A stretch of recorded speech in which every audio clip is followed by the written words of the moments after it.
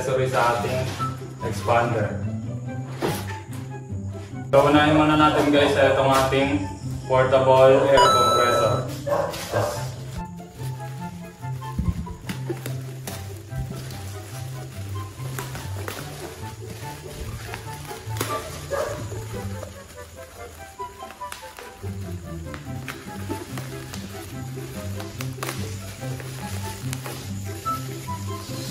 Ayan guys.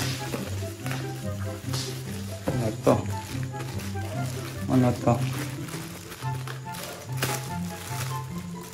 So, ito pala yung pinaka-connector niya pagka isasaksak siya sa mismong outlet.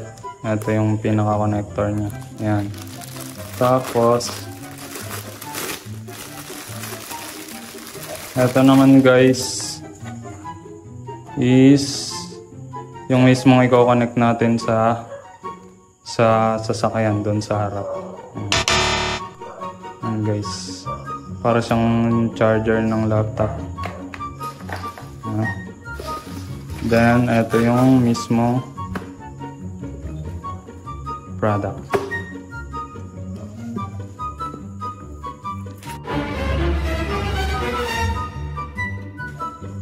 Ayan. Uy, siniraan. So, guys. Uy. Grabe.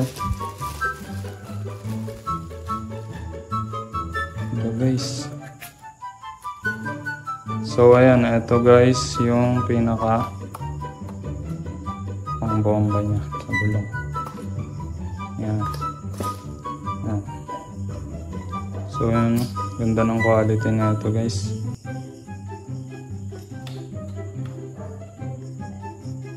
Yan.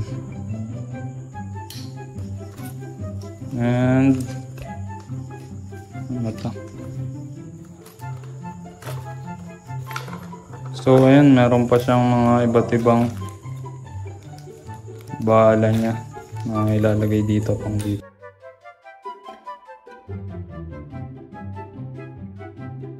Ito pala yun guys, yung nilalagay natin sa ating sasakyan sa pinakaharap.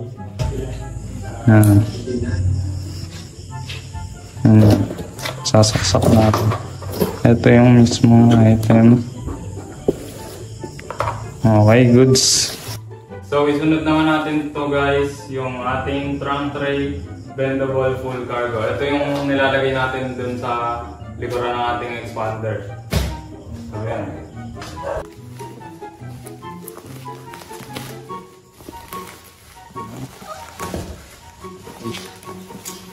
Tama.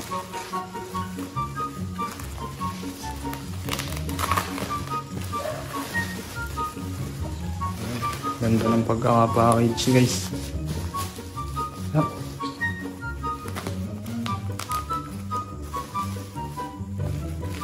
Ayaw magpabukas.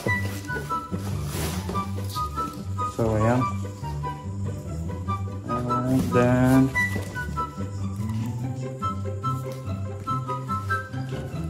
ganun natin tama tape.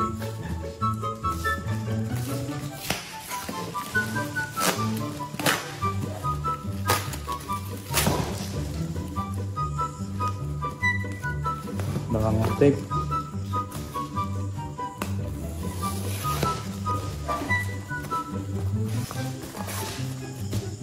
Eto na ito guys. So ayan. Ito nga pala yun guys. Ating panlagay sa likod. So ito yung una. Pinakababa. Ayan. Sobrang luwang niya. That's quite big. Impressive. So ito naman yung sa likod ng ating mga yung sa upuan. Ayan o. May pandikit siya dito. Kaya hindi siya agad matatanggal. Ayan. Pati din to. Pati din tong isa. Meron din yung pangdikit. Di kita. Yan. Ganda ng quality. Malambot. Lambot siya.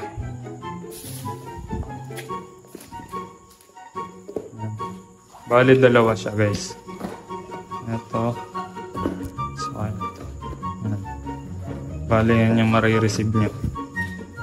Pag nabili nyo yan. Ganda ng quality niya.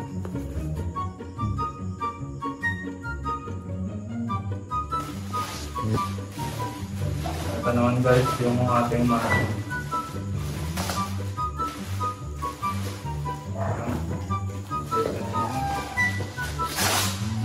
Grabe yung pagkakaroon yun.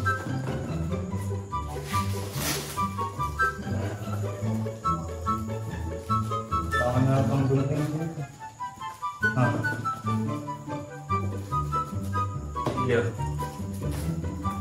Lang guys.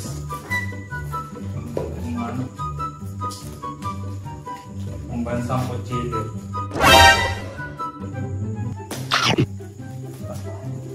Basic. Basic. So, ano? Pakalak mo dito eh. Ito guys, yung sa ating pang third row. Third row. Ito yung pang third row. Then, ito naman guys. Natin. Okay.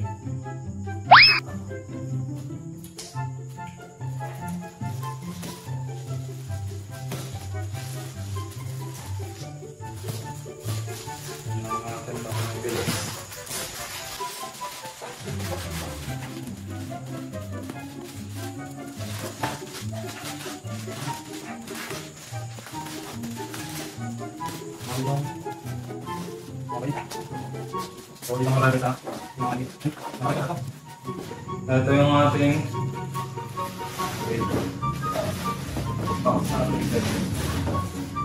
yung ating pang second row.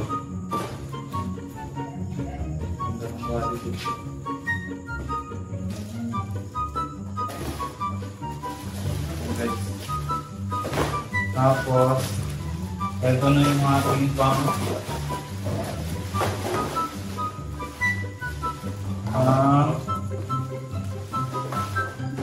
ito guys, ito yung sa ating driver seat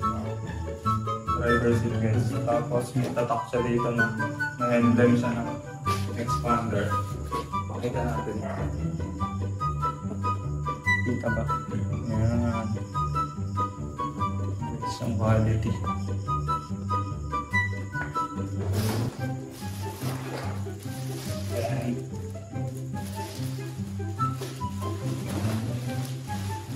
Tapos ito naman guys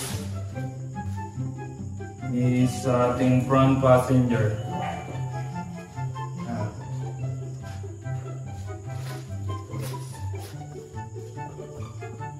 Meron din siyang emblem ng expander. Install na natin yung ating in-unbox na matting, yung deep dish matting natin guys. So mag-start tayo ngayon dito sa ating third row. Ayan, kitang-kita nyo naman. Meron tayong existing ng matting. Papatungan na lang natin siya. So yan. So ito na pala guys yung ating deep dish matting para dito sa third row. So ganito lang naman yung pag-install niya. Madali lang siya. So eto. Papantayin nyo lang siya dito guys. Hindi nakatapakan. Saka sa mga dito sa ano na to. Mga babaan na pinakakukuha natin. Sub lang natin. Bante. Ano natin.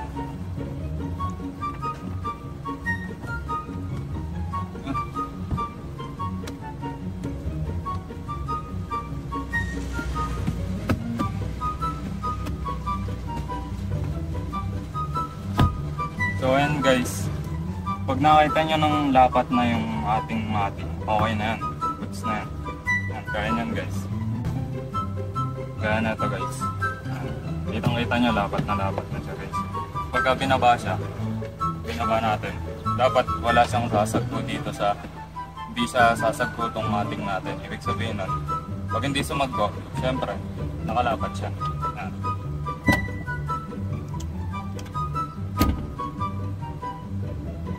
So guys, dito naman tayo ngayon sa second row.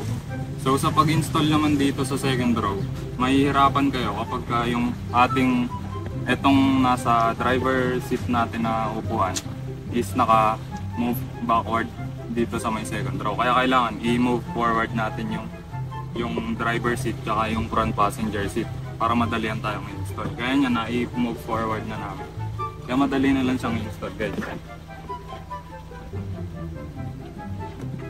Baba niya lang. Tapos, lalapat niya lang ulit siya dito guys. Yan.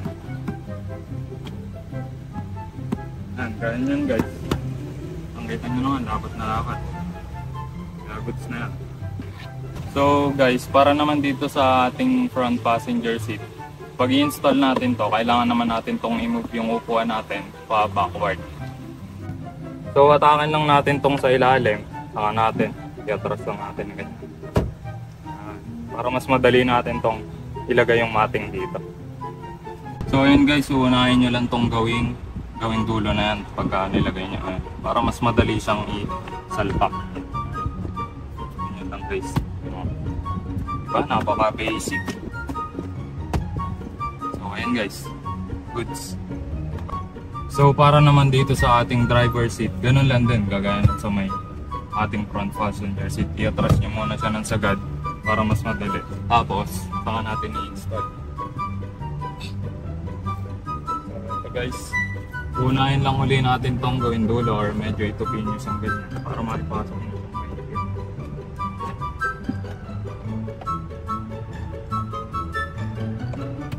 So ayun guys, ganun lang kadali. So guys, i-install naman natin ngayon is yung ating mating para dito sa ating trunk tray.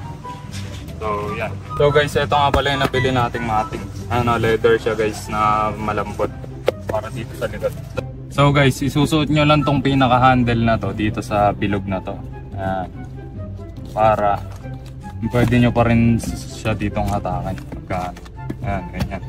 Kasi papakat nyo lang siya guys, napakadali. Ano, hindi na siya matatanggal. Tapos ibabalik nyo na lang to para malinis tingnan. So ganun din dito sa kabila. Ito naman yung ating ikakabit sa kabila. So itutupin natin ulit itong isa. Tapos gaya lang din ang ginawa natin. Pantay muna natin. Up, pantay. Papakat siya guys kahit yung ano lang siya. Ganito nga pala yung pampakat niya. Hindi ko alam kung ano yung tawag dyan. Pero para siyang sa mga sandals. Ganun lang din. Suot lang din natin to. Para meron pa rin siyang hatakan. So ayan. Pantay naman na siya. Parang hindi. Yun. Diba? Malinis yung tingnan. Yun. So ayan guys. Pantay na muna siya dito sa dulo. Para mas maganda. Yun. Diba? Pantay na siya.